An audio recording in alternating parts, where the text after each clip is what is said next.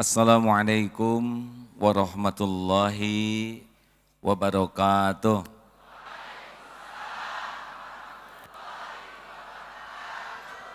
Alhamdulillah, alhamdulillahi rabbil alamin.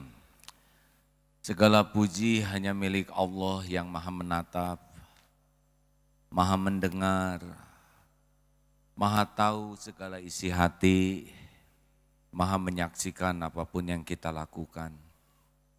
Segala puji hanya milik Allah. Andai pun kita dipuji, pasti yang dipuji itu adalah karunia Allah. Andai pun kita dipuji, pasti karena Allah yang menutupi aib, dosa, kekurangan, dan keburukan kita. Alhamdulillahirabbil alamin. Segala puji bagi Allah yang menakdirkan kita jadi Islam, tanpa hidayahnya kita dalam kesesatan. Segala puji bagi Allah Subhanahu wa Ta'ala yang mengumpulkan kita dalam kebaikan. Tanpa taufiknya mungkin saat ini kita sedang berbuat kemaksiatan. Segala puji bagi Allah yang menjanjikan pahala bagi orang-orang yang senang berbuat baik. Mudah-mudahan pertemuan ini penuh pujian kepada Allah Subhanahu wa Ta'ala. Allahumma salli ala Sayyidina Muhammad wa ala alihi wa ashabihi ajma'in. Apa kabar sahabat sekalian? Siapakah orang yang paling beruntung yang hadir saat ini? Orang yang paling beruntung adalah orang yang selalu merasa ditatap oleh Allah. Acungkan tangan yang selalu merasa ditatap Allah setiap saat. Wah, luar biasa, ini kelasnya kelas waliullah ya. Saya belum bisa merasa ditatap oleh Allah setiap saat. Baru ingin.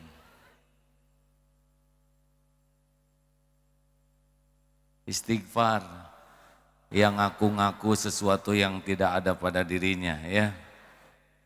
Harus dibedakan antara ingin dan sudah. Acungkan tangan yang sudah selalu merasa ditatap Allah setiap saat.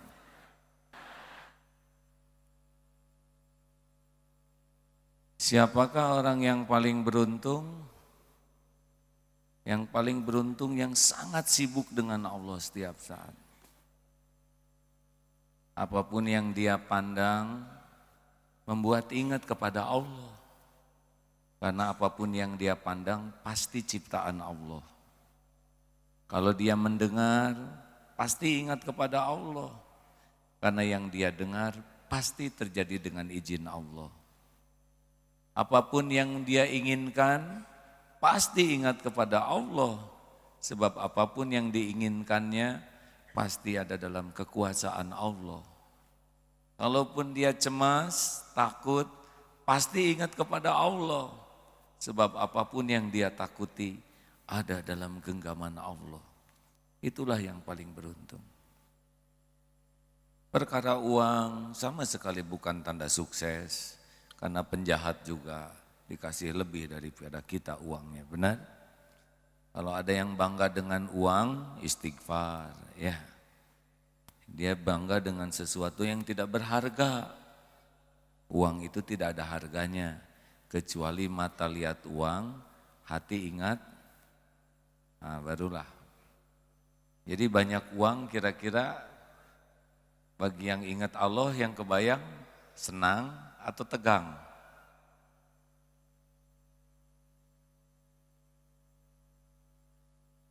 Mata lihat uang, hati ingat Allah. Kalau banyak uang, dikasih uang banyak oleh Allah, hati jadi senang atau jadi cemas? Cemas, hisabnya berat. Ya sudah segitu saja. Kelihatannya saudara sudah mulai tidak bahagia dengan ceramah ini.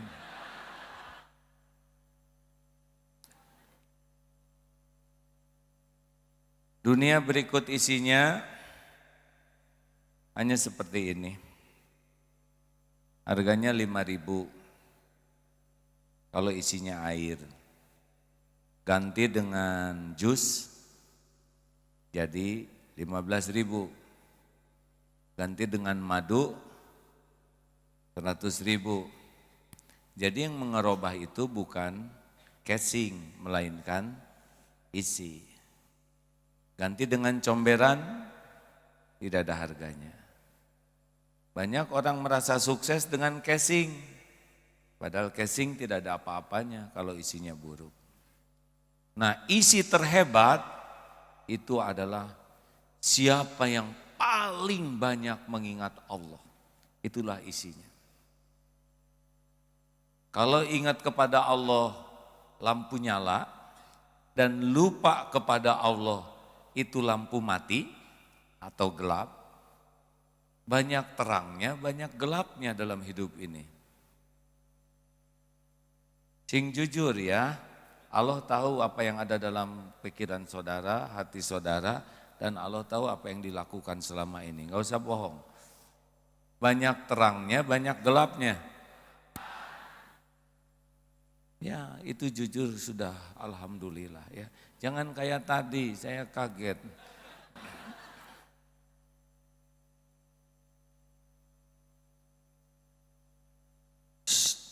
Jadi hidup ini orang yang paling sukses itu yang paling dicintai Allah. Siapa yang paling dicintai Allah adalah orang yang paling banyak diingat oleh Allah secara spesial. Siapa yang paling banyak mengingat Allah, yang diingat Allah adalah yang paling banyak zikrullah. Fadzkuruni adzkurkum, maka ingatlah padaku, aku ingat padamu. Jadi sekarang kalau ngukur apa-apa teh sejauh mana kita ingat kepada Allah. Lanjut. Kan ini apa judulnya apa? Organisasi apa ini tuh?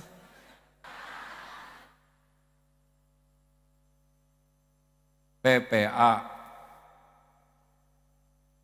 Pola pertolongan Allah. Jangan sampai judulnya PPA tapi jarang ingat Allah. Kalau orang sudah banyak ingat Allah, dunia udah enggak ada yang menarik sama sekali. Selain istrinya atau suaminya. Apa yang menarik di dunia ini? Dunia cuma ladang amal saja begini. Kalau masih terpesona sama dunia, berarti dia belum terpesona kepada Allah. Karena yang terpesona kepada Allah tahu bahwa dunia ini, kalau saja ada harga sesayap nyamuk saja dunia ini, maka orang kafir tidak akan dikasih minum walaupun seteguk. Tapi saking tidak ada harganya dunia ini dikasih saja. Mau ratusan triliun juga nggak apa-apa, nggak dibawa kemana-mana, di sini aja. Sekarang bagaimana caranya supaya selalu ingat Allah, begitu? Kenapa pada melotot gini?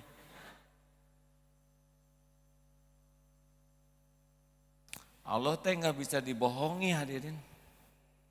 Allah tahu persis setiap lirikan mata, setiap apa yang ada dalam pikiran, setiap yang terlintas di dalam hati, tahu. Wa huwa alimum bidatis sudur. Wa asiru qaulakum awizharu bi innahu alimum bidatis sudur. Tuh di dalam surat Al-Mulk ya. Mau engkau rahasiakan kata-katamu, mau engkau zaharkan, Allah tahu segala isi hati kita. Termasuk sekarang. Nih yang paling untung di sini ya, sambil duduk begini tuh sibuk. Ini Allah sedang menatap saya. Allah tahu pikiran saya. Allah mendengarkan setiap ucapan saya. Allah tahu dosa-dosa saya. Allah tahu semua keinginan dan keperluan saya. Segalanya ada dalam kekuasaan Allah. Allah. Mendengar kata rezeki, langsung ingat siapa? Allah. Siapa lagi yang ngebagikan rezeki selain Allah? Jadi kalau sudah mendengar bisnis, itu langsung ingat ke Allah. Karena Allah yang membagi, Allah yang menahan, Allah yang mengambil, Allah yang membagikan kepada siapa yang dia kehendaki. Makanya orang-orang yang yakin ke Allah, gak ada ragu sama sekali tentang rezeki itu. Dagang, dagang bagi saya bukan masalah transaksi uang dan barang. Dagang itu masalah amal soleh. Jadi orang yang dagang tapi ingat ke Allah, pembeli adalah kata siapa pembeli adalah raja? Pembeli adalah yang beli. Kecuali kalau Raja Salman ya.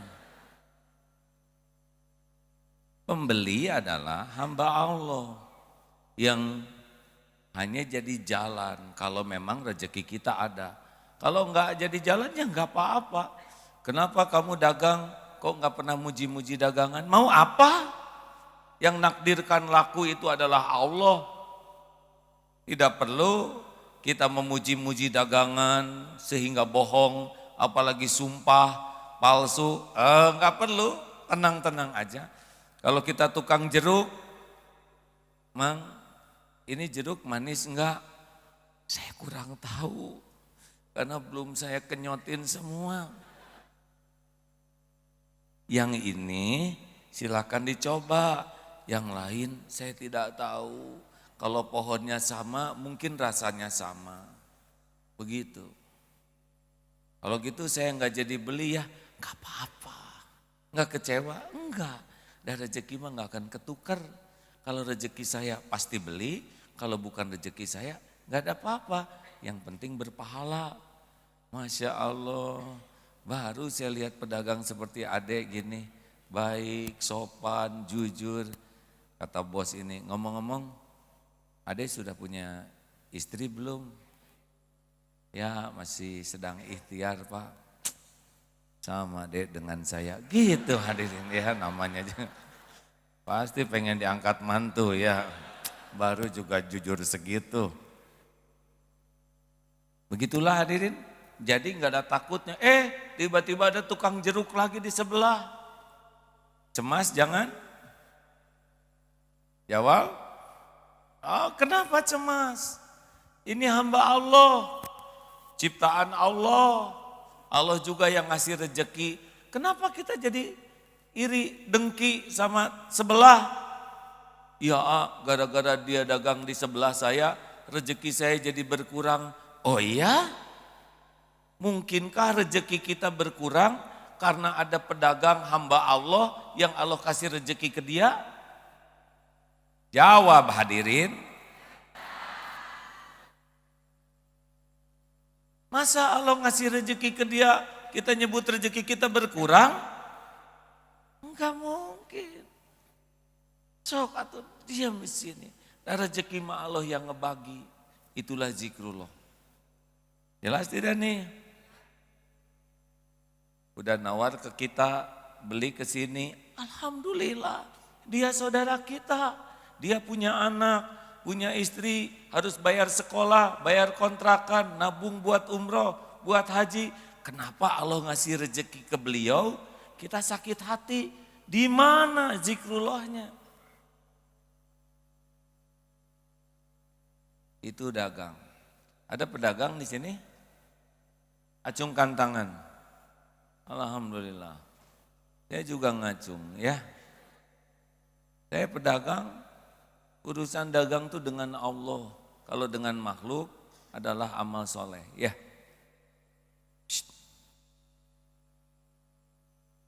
Mungkinkah rezeki kita pindah ke orang gara-gara dia pintar? Apa yang untuk saya bakal ketemu dengan saya? Apa yang untuk beliau bakal ketemu dengan beliau? Urusan saya adalah berkah atau tidak rezeki ini. Jangan takut tidak punya rezeki, takutlah tidak punya yakin Allah yang membagi rezeki. Tuh. Jangan takut tidak punya rezeki, takutlah tidak punya berkah karena niat dan caranya salah menjemput rezeki. Bukan mencari, menjemput rezeki. Kalau mencari antara ada dan tiada, kalau menjemput pasti ada tapi belum tentu ketemu. Istri di pasar Kosambi, dijemput ke pasar sederhana. Istrinya ada, tapi ngaco jemputnya. Mengerti? Jangan takut tidak punya rezeki, takutlah tidak punya syukur kalau sudah diberi. Banyak yang dikasih, tapi sedikit yang bersyukur. Jangan takut tidak punya rezeki, takutlah tidak punya sabar kalau sedang ditahan. Ada waktunya ditahan. Ini sebagian kayak lagi ditahan ini. Jangan takut tidak punya rezeki, takutlah tidak punya ridho ketika rezekinya diambil oleh Allah. Kita sering nyebut musibah, aduh saya kena musibah, rumah saya kebakar, ketipu. Belajar dong dari tukang parkir. Banyak mobil tidak pernah sombong, ganti-ganti mobil tidak takabur. Diambil sampai habis, tidak sakit hati. Tahu kenapa? Karena hanya titipan. Masa tukang parkir, aduh saya kena musibah nih. Kenapa? Itu mobil diambilin oleh siapa? Oleh yang punyanya. Liar. Jangan iri dengki, jangankan satu angkatan, seibu sebapak aja beda-beda takdirnya. Betul? Lempeng we hidup mah. Tuh itu tentang rezeki, ingat Allah. Ada yang belum menikah di sini? Saya cuma nanya aja, nggak ada maksud apa-apa.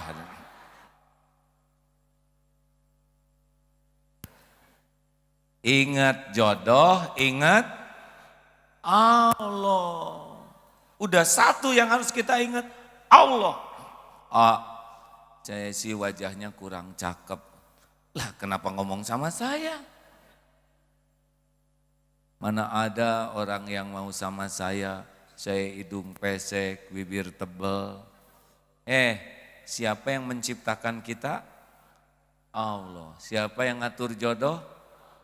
Masa Allah menghalangi jodoh gara-gara dia sendiri yang ciptakan wajah kita? Mustahil.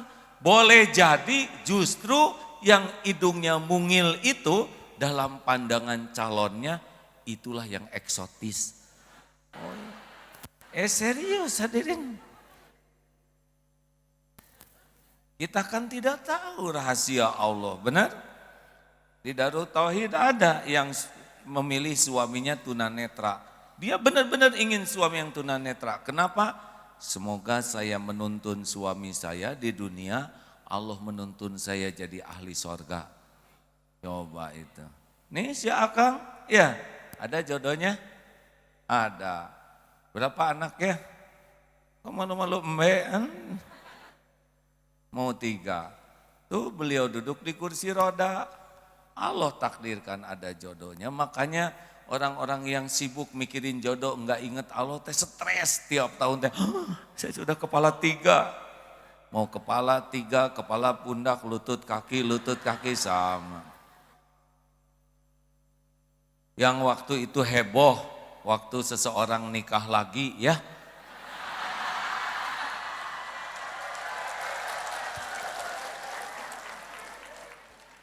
Aneh kenapa tepuk tangan.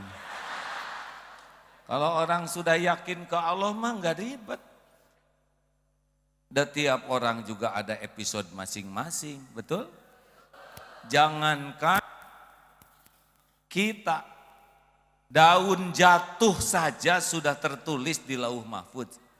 Masa segede gini enggak ada catatannya?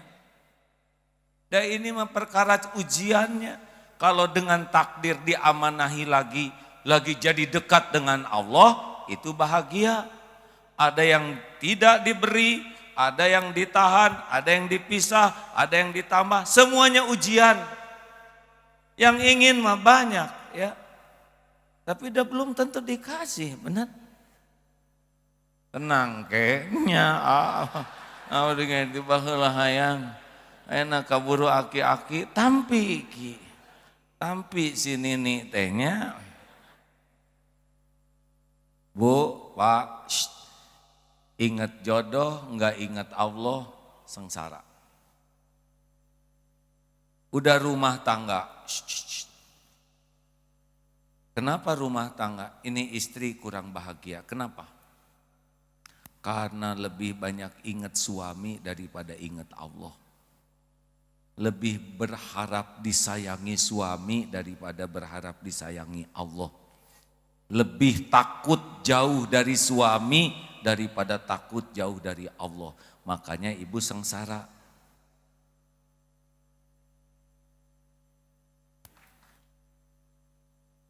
Sudah Bu? Hati-hati nih, ini ilmu tentang zikrullah. Kalau ibu ngobrolin sesuatu yang lebih penting dari Allah, bahaya. Ini penting tidak ilmu ini?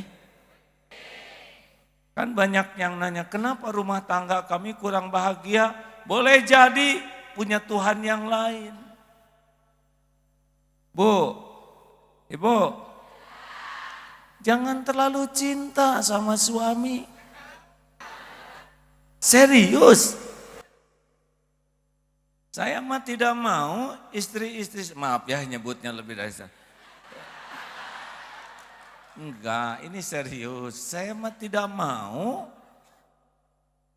beliau itu mencintai saya berlebihan. Mau apa? Mau apa? Saya kan cuman makhluk, sekarang ada, besok udah binasa. Nolong gak bisa. Sekarang digigit nyamuk, apa yang bisa saya lakukan? Tugas suami itu bukan berusaha agar istri mencintainya, salah. Tugas suami adalah berjuang agar keluarga mencintai Allah di atas segalanya. Itu.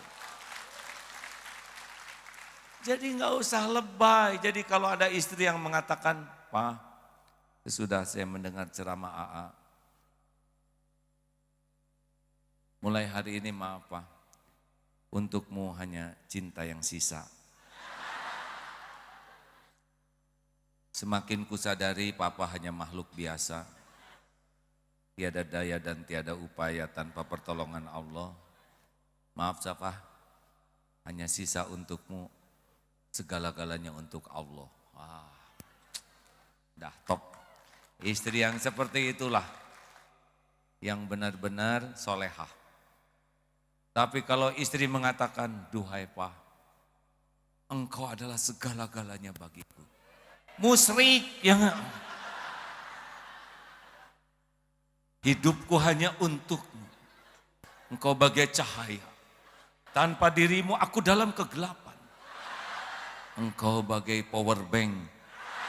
Tanpa dirimu aku lowbat.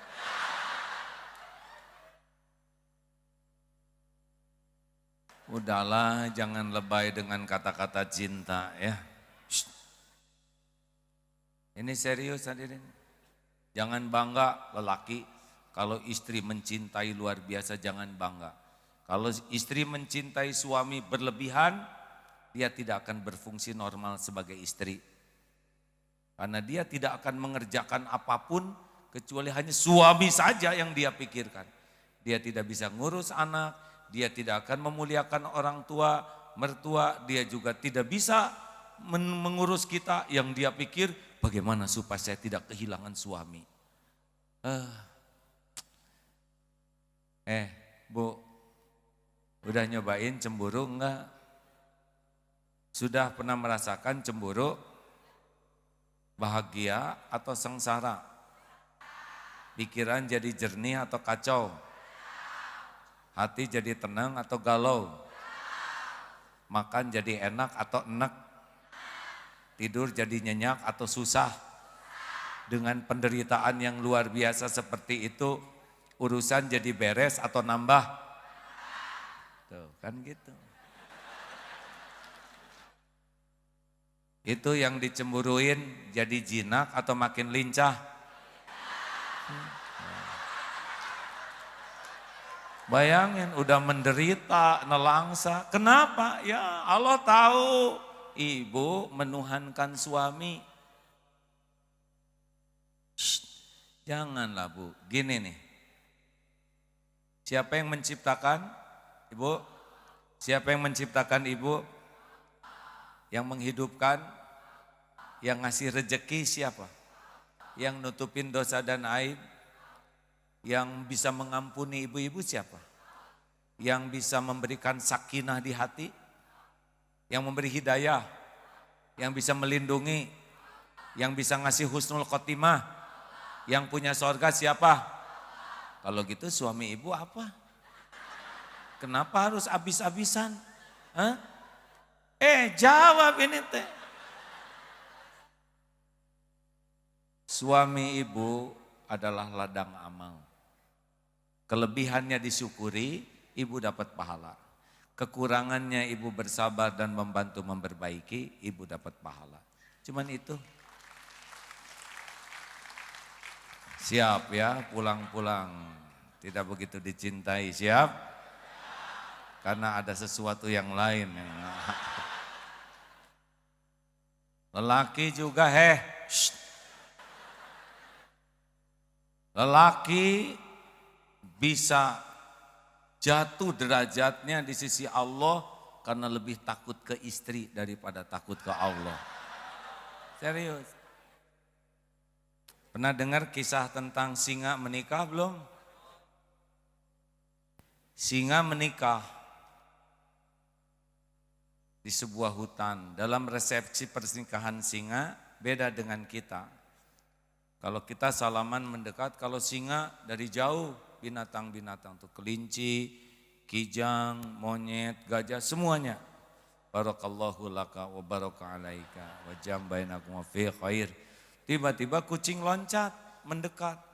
Singa tersinggung, kucing kamu berani-berani mendekat? Kata kucing, tenang singa. Ada informasi penting. Apa? Singa langsung pucat. Apa kata kucing? Singa, jangan sombong ya. Saya ini dulunya singa, tapi sudah nikah jadi kucing.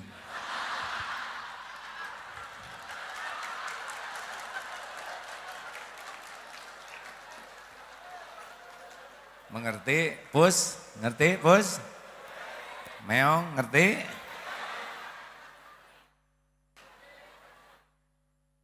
Coba mengeong. Di kantor gagah jadi bos, pulang ke rumah mengeong. Ada tentara di kantor pakai seragam loreng TNI gagah, pulang ke rumah pakai seragam ucing. Eta teh kurang iman. Jangan takut oleh istri. Marahnya istri bisa bagian dari kasih sayangnya ke kita.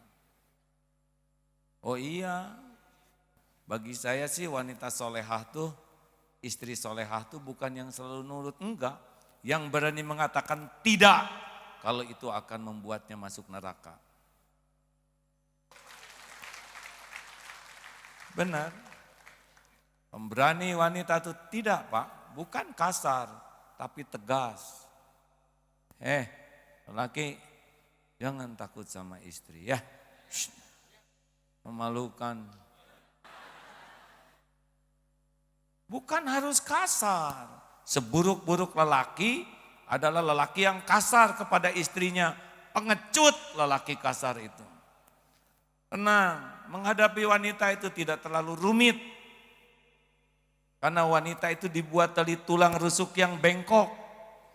Kalau dikerasin, patah, dibiarkan, tetap bengkok. Jadi diapain?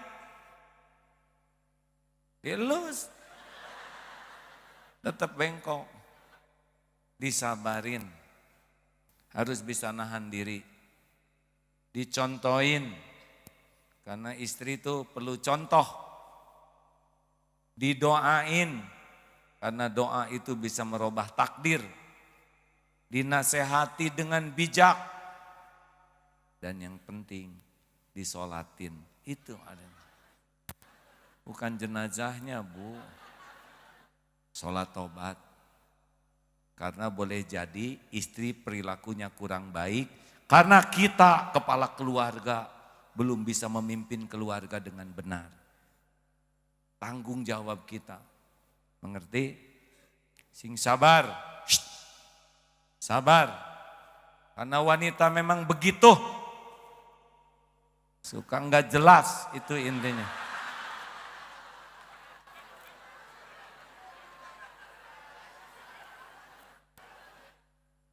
Ibu, Bu, kalau ibu dikejar anjing, mau bagaimana? Dengarin, lari. Kalau ibu dan anjing lari, cepetan mana?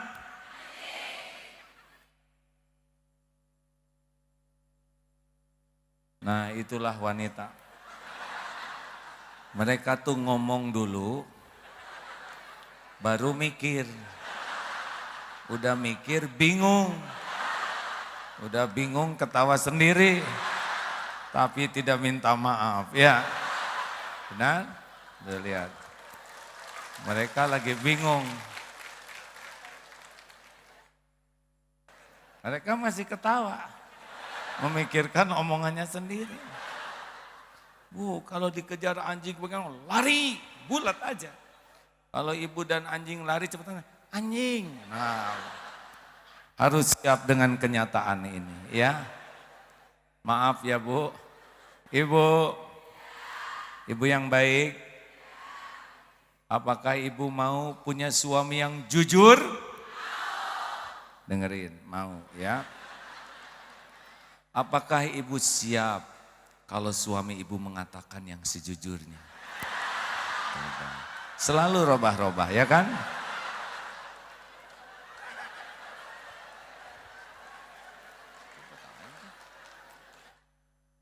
Shh, tenang. Mengerti? Lelaki ngerti? Jangan mudah terpancing. Tenang, sebab mudah rubah-rubah. Mungkin pernah dengar ceramah ini, Pak, mau dimasakin apa hari ini? Bu, nggak usah repot-repot, yang ada aja udah cukup.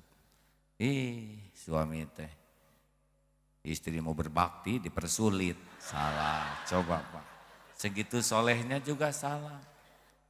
Cik atuh ada keinginan suami teh Pak, ibu teh pengen pahala. Sok atuh Bu, bikinin opor ayam spesial. Ayam tuh mahal Pak. Salah. Ya atuh, saya bikin yang murah aja. Karedok we Bu, karedok. Karedok? Papa kan mencret. Salah. Kalau gitu gini Bu, daripada ongkek ya. Ke warteg aja, beli yang murah, banyak pilihan, gampang, ibu nggak capek. Oh, berarti masakan ibu nggak enak ya. Istighfar Pak, terus istighfar. Astagfirullah, ya Allah, ya teh saya tidak bisa memimpin gitu. Jangan ngambek. Apalagi keondangan, Pak, ya Bu, jaga pandangan. Jaga pandangan. Semua orang keondangan dandan. Yang halal cuma istrimu. Camkan itu baik-baik Pak. Jawab, siap insya Allah. Gitu. Jangan sekali-kali ngomong, ibu teh curiga wae, kumaha teh curiga sih Pak, panjang. Stok kata-katanya lebih banyak dari kita.